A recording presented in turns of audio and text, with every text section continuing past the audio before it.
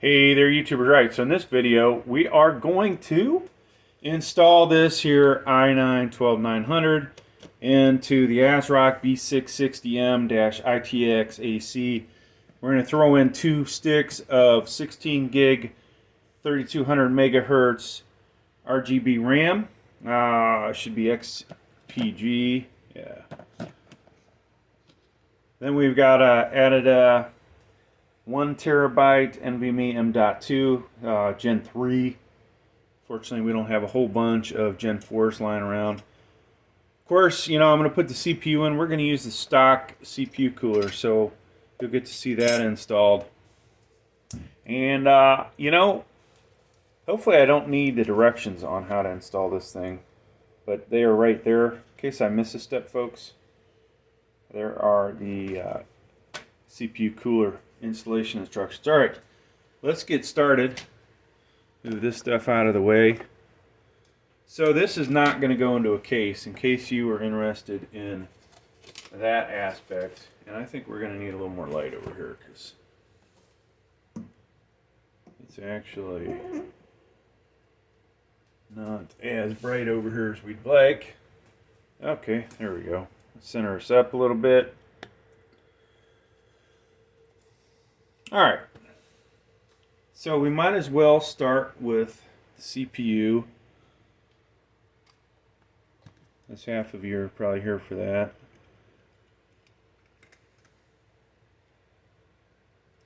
Now, I opened that up already, but since you're at home, this is the first time we're doing installation on here. We're usually looking for a triangle on this plastic piece that'll help us line up our installation, and you can see it right there, okay?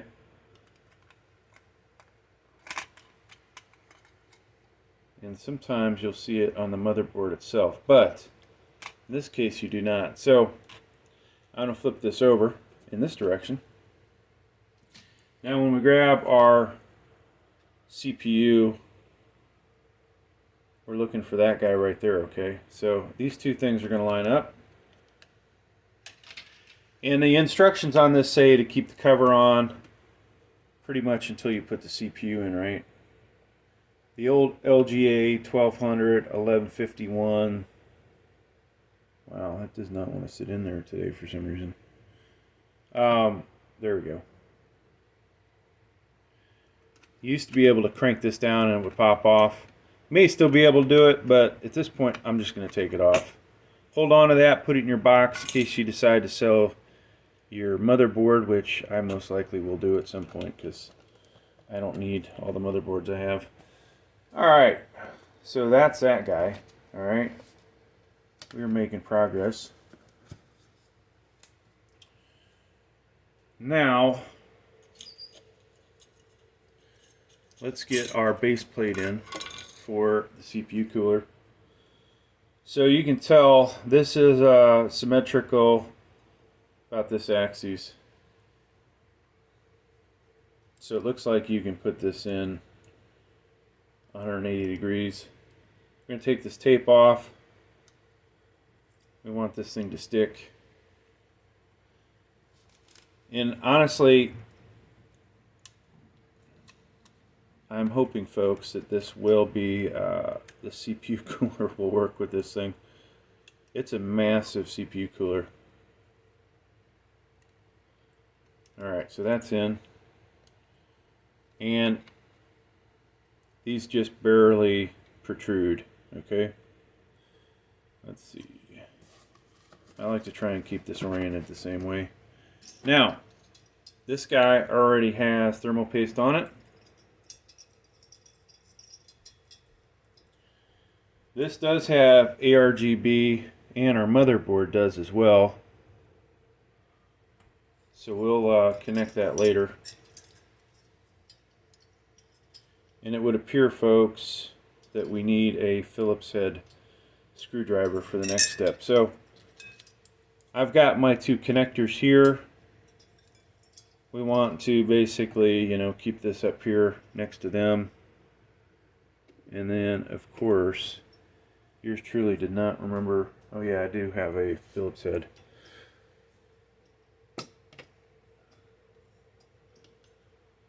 So this looks like a number 1 would work, possibly a number 2. And I don't even know if that's lined up that good, folks.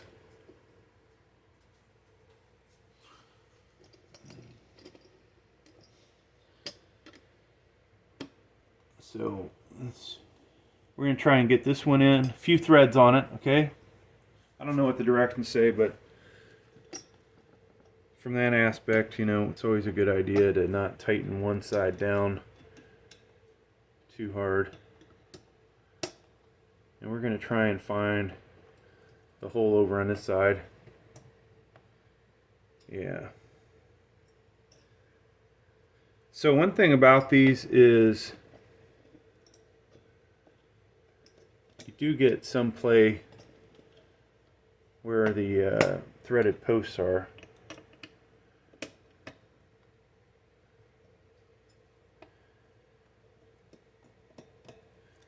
And of course, we are having some problems here.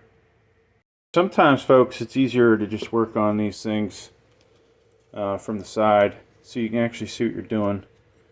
Now, normally, I would not do it like this because, well, I would do it like this, but I would have, when I have a camera going, I would be able to see a little better. So we do have two posts in there. Now we can do the other two.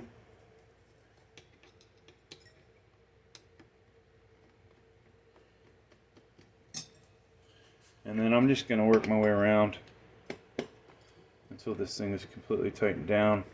So this is definitely an improvement over the other stock CPU coolers, right? Not only in the size, the fact this one has the copper base. Not sure if the fan is any bigger.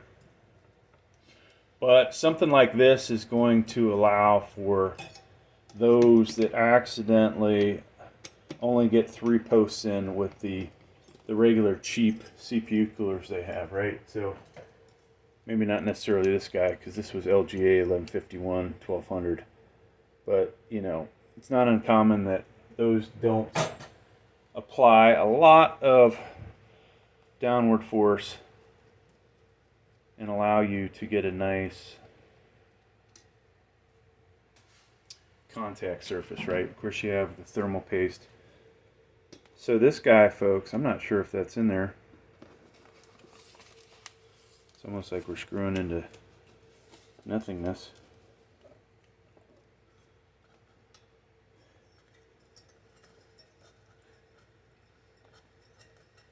So it looks like you can do a little hand tightening. So this guy's in here perfect. And such is my life on this channel with these things. These new, we'll call this a new product, new CPU cooler. Doesn't always work out like you'd hope it would. Now, of course, if you get to this point where you have 3 or 4 in, you can't get the 4th in, you may have to loosen the other ones up just so you can get it to sit flat. But let's see if we can get this thing in.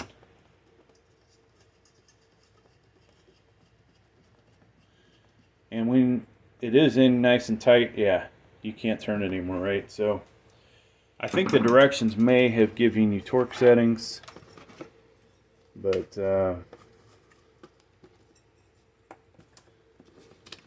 just don't over tighten it.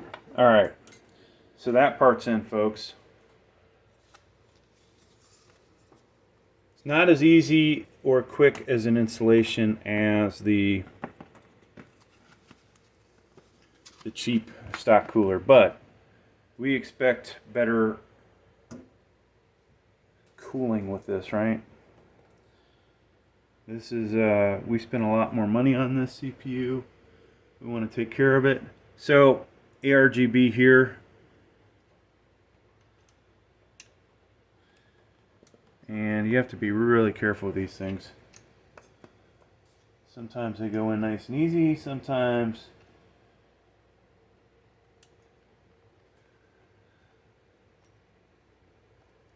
Yeah, you can bend them, which yours truly almost just did. Alright, so just so you can see, and you really shouldn't grab this by the CPU cooler, but it's in there, okay? Now on this motherboard, in case you, for whatever reason, decide to follow my footsteps and get the same setup, this is the CPU one here. So put that in.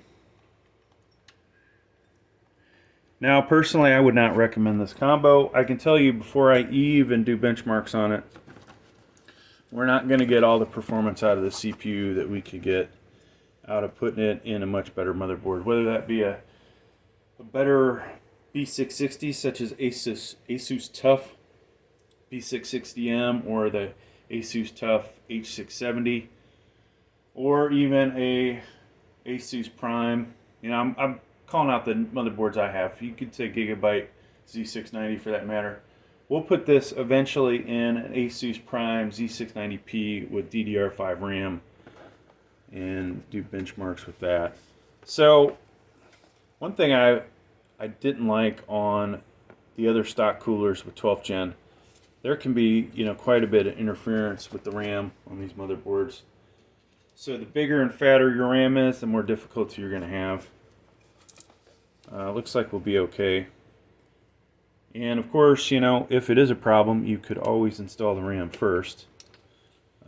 That, you know, tends to be a bit of a pain in the ass, though. Alright. Especially if you want to change your RAM out. So, in case you've never put RAM in, these are from that notch in the middle, two different links, okay? Same down here, you'll want to line that up. And usually, well, I'd say more than usually, if you're looking at the orientation of this with the 24-pin power connector here, reading left to right, that's how this is going to go in. Okay, and they are in there. So the only other thing, folks, is our solid-state drive, M.NVMe. That's going to go in here, and of course we don't have the screw out, so I have to find one. This is always like me doing this blind. There we go. So I got to grab the screw. So in your motherboard, you'll have one of these guys, little M.2 screw in here. It helps to have a magnetic screwdriver. And of course, this one's a little big. We want to find a smaller one. Alright. So like I said, I'm not going to install this in a case. This is going to go into, I guess you know, pretty much the test bench, right? But the fact is, this is the way the test bench looks. It's going to sit on this motherboard. I am going to hook up power supply, and then we have a little on-off switch here, right? I could use all of these. This is kind of like, these are basically your case connectors here. However, all I need is the power, so I'll only connect the power. Now the thing that drives me nuts on this one, you've got a USB 2.0 and the front panel connectors next to each other.